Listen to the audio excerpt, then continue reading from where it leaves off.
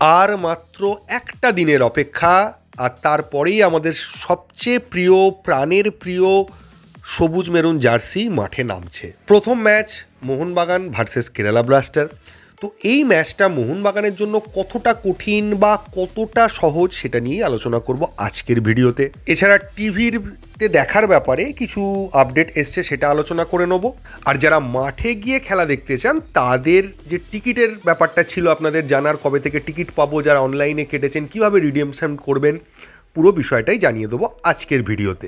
প্রথমে টিকিটের ব্যাপারটাই আসি, এটা আপনাদের কাছে সব থেকে ইম্পর্টেন্ট আশা করি। অফলাইন টিকিট নিয়ে আগে বলি। আজকে বিকেল 4টে থেকে রাত্রির 9টা পর্যন্ত, মানে 12 তারিখ, মোহনবাগান মাঠে এবং যুব ভারতীর বক্স অফিসে টিকিট পাওয়া যাবে। আগামীকাল সকাল 10টা থেকে রাত্রির 9টা পর্যন্ত একইভাবে যুব ভারতীর বক্স অফিস এবং মোহনবাগান মাঠে টিকিট পাওয়া যাবে। আর পরশু দিন মানে খেলার দিন সকাল 10টা থেকে দুপুর 2:30 পর্যন্ত শুধুমাত্র মোহনবাগান মাঠেই টিকিট পাওয়া যাবে।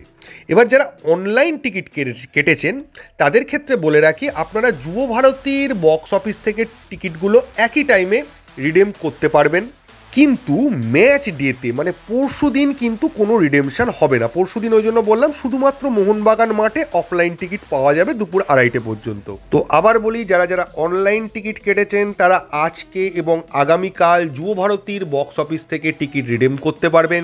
যারা অফলাইন টিকিট কাটতে চান তারা আজ কাল পরশু 3 দিনই টিকিট পাবেন মোহনবাগান গ্রাউন্ড থেকে।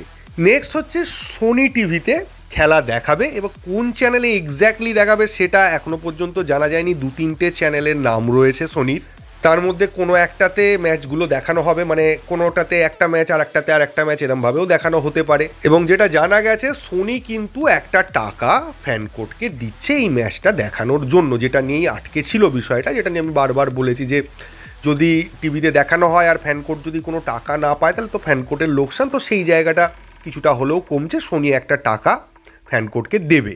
যখন ভারতীয় ফুটবলের ঠিক এই রকম অবস্থা, সেই সময় কয়েকজন সমর্থক, মোহনবাগান সমর্থকই, তারা বলছিলেন যে আমরা টাকা দিয়ে খেলা দেখব না। তাদেরকেই একটাই কথা বলি, দেখুন কিছু মোহনবাগান সমর্থক আছে যারা অ্যাওয়ে ম্যাচও নিজের পকেট থেকে পয়সা খরচ করে দেখতে যায়, শিলিগুড়ি থেকেও কলকাতায় ম্যাচ দেখতে আসে পয়সা খরচ করে। তো তাদেরকে আমি ফুটবল পাগল মোহনবাগান সমর্থক বলবো না যারা বলছেন যে টাকা দিয়ে আমি খেলা দেখবো না তাদেরকে মোহনবাগান সমর্থক বলি? বলুন। আজকে ভারতীয় ফুটবলের এই অবস্থার জন্য আমরা এআইএফএফ, সরকার সবাইকে দায়ী করি না কেন, আমাদের দায়ও কিন্তু কিছুটা কম নয়। আমরা পয়সা দিয়ে টিকিট কেটে সিনেমা দেখতে যাচ্ছি, ক্রিকেট খেলা দেখতে যাচ্ছি, কিন্তু ফুটবলের বেলায় যখন বলা হচ্ছে যে একটা সামান্য টাকা দিয়ে পুরো ম্যাচগুলো দেখা যাবে, তখন আমরা বলছি না টাকা দিয়ে খেলা দেখবো না। আর বিভিন্ন জায়গা থেকে জানানো হচ্ছে ভারতীয় ফুটবলে টাকা নেই তাই উন্নতি হচ্ছে না। তো কি আর করা যাবে বলুন। যাকে ফালতু কথা ছেড়ে চলে আসি কেরালা ব্লাস্টার এবং মোহনবাগান ম্যাচটা নিয়ে। ম্যাচটা কতটা টাফ হতে চলেছে মোহনবাগানের জন্য বা কতটা ইজি হতে চলেছে মোহনবাগানের জন্য, এ বিষয়ে বলতে গেলে প্রথমেই বলতে হয় ম্যাচটা কখনোই ইজি ম্যাচ নয়, তার অনেকগুলো কারণ আছে। বা অন্যভাবে যদি বলি, কোন কোন জায়গায় মোহনবাগান এগিয়ে আছে আর কোন কোন জায়গায় মোহনবাগানের সমস্যা রয়েছে, তাহলে আশা করি আপনাদের বুঝতে সুবিধা হবে। মোহনবাগানের যে মেন প্রবলেম যেটা গত বছর থেকেই আছে সেটা হচ্ছে মিডফিল্ডে প্রপার মিডফিল্ডার নেই।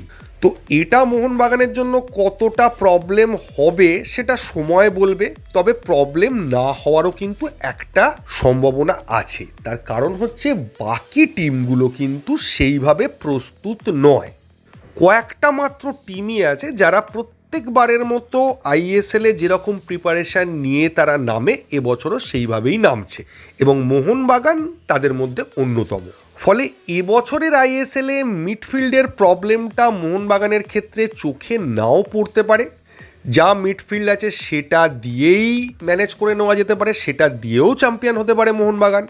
এছাড়া রাইট ব্যাকের যে সমস্যাটা রয়েছে, আশিস রায় আপনারা জানেন চোটের জন্য বাইরে চলে গেছে, তার বদলে আমায় রানাওয়ারে এসছে, কিন্তু আমায় রানাওয়ারে প্রথম থেকেই আশিস রায়ের জায়গায় খেলবে কিনা সেটা একটা বড় প্রশ্ন। আর 2 নম্বর সবথেকে বড় প্রশ্ন যেটা, আমায় রানাওয়ারে কতটা সফল হবে, আশিস রায়ের জায়গাটা কতটা ফুলফিল করতে পারবে, টিমের সঙ্গে কতটা মানিয়ে নিতে পারবে, এটাও একটা বড় প্রশ্ন। যদিও সে সার্জিও লোবেরার পুরনো ছাত্র, সার্জিও লোবেরার স্ট্র্যাটেজি ট্যাকটিক্স সম্পর্কে তার ধারণা আছে, তাও বাকিটা সময় বলে দেবে। নেক্সট যদি পার্টিকুলার কেরালা ব্লাস্টার ম্যাচটা নিয়ে কথা বলি, তাহলে কেরালা ব্লাস্টার ম্যাচটার ক্ষেত্রে সবথেকে বড় সমস্যার বিষয় হচ্ছে ওপোনেন্ট সম্পর্কে প্রপার ধারণা না থাকা। কেরালা ব্লাস্টার টিমটা অনেক সাফেল হয়েছে, অনেক নতুন প্লেয়ার এসছে, অনেক পুরনো প্লেয়ার চলে গেছে, টিমটা পুরোপুরি একটা ঘাঁটা টিম বলতে পারেন। এবারে নতুন রকমের টিম মানে যে তারা খারাপ খেলবে এটাও বলা যায় না।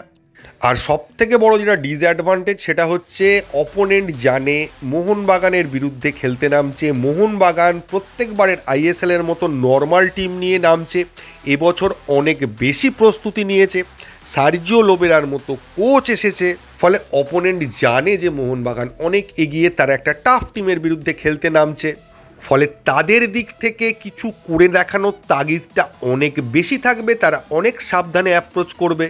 উল্টো দিকে মোহনবাগান তাদের নিজের টিম সম্পর্কে একটা ধারণা তাদের আছে, কিন্তু তারা প্র্যাকটিস ম্যাচে কোনো আইএসএল লেভেলের টিমের সঙ্গে খেলেনি, সেই লেভেলের বা এই আইএসএল লেভেলের টিমের সঙ্গে লাস্ট খেলেছিল বহুদিন আগে, ফলে আশা করা যায় তারা অন্তত প্রথম হাফটা একটু বুঝে খেলবে, অপোনেন্টকে একটু বুঝবে এবং ফার্স্ট হাফ অনুযায়ী সেকেন্ড হাফের প্ল্যানিংটা সার্জিও লোবেরা করবেন।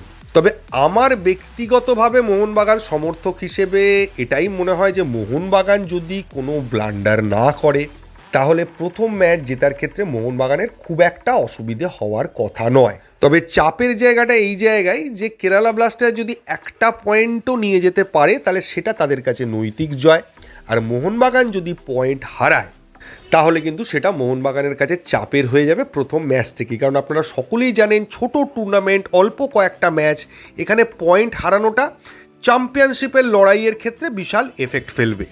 এবার সমস্যা হচ্ছে সব টিম চ্যাম্পিয়ন হওয়ার জন্য খেলছে না, এবার যেটা দেখা যাচ্ছে ম্যাক্সিমাম টিম কিন্তু পার্টিসিপেট করার জন্য খেলছে, যে আমি একটা পার্টিসিপেট করি, অবনমন না খাই, মোটামুটি 3-4-5 শেষ করলেও হবে, এবছর ওই সুপার 6-এ ওঠার কোনো গল্প নেই, যদ্দূর জানি যে নকআউটের ব্যাপারটা এবার হবে না, নর্মাল লিগেই শেষ হয়ে যাবে, ফলে ম্যাক্সিমাম টিমের ব্যাপার এটাই থাকবে অবনমন না খায়। কিন্তু মোহনবাগান খেলবে চ্যাম্পিয়ন হওয়ার জন্য, তাই চাপ তাদের কাছে অনেকটাই বেশি, প্রত্যেকটা ম্যাচ ইম্পর্টেন্ট, প্রত্যেকটা পয়েন্ট ইম্পর্টেন্ট। আর আমাদের ক্ষেত্রেও সমস্যা হচ্ছে প্রত্যেকটা টিমের একটা করে ম্যাচ অন্তত না দেখা পর্যন্ত আমরা কিন্তু বলতে পারছি না যে কোন টিম কী অবস্থায় রয়েছে, কারণ সব কিছুই যেন নতুন করে শুরু হচ্ছে এবার। আর আপনারা তো জানেন ফুটবলে সবসময় টাকা দিয়ে কিছু হয় না, যে আমি বেশি টাকা দিয়ে টিম করলাম বা আমি বড় বড় প্লেয়ার নিয়ে এলাম মানেই আমার টিম চ্যাম্পিয়ন হবে, এটা কিন্তু সব ক্ষেত্রে খাটে না। তো দেখা যাক কি হয়, হোপ ফর দ্য বেস্ট। আর আগামীকাল মোহনবাগানের ফার্স্ট 11 কীরকম হতে পারে একটা প্রেডিকশান করব, কারণ বোঝা তো যাচ্ছে না যতক্ষণ না লোবেরা নাম আছে। প্র্যাকটিস ম্যাচে যেভাবে খেলেছিল এবং আগে লোবেরা যেভাবে খেলিয়েছিলেন সেগুলোর ওপর ভিত্তি করে একটা ফার্স্ট 11 বানানো হবে। তো এই ভিডিওতে এইটুকুই, থ্যাংক ইউ, ধন্যবাদ এবং জয় মোহনবাগান।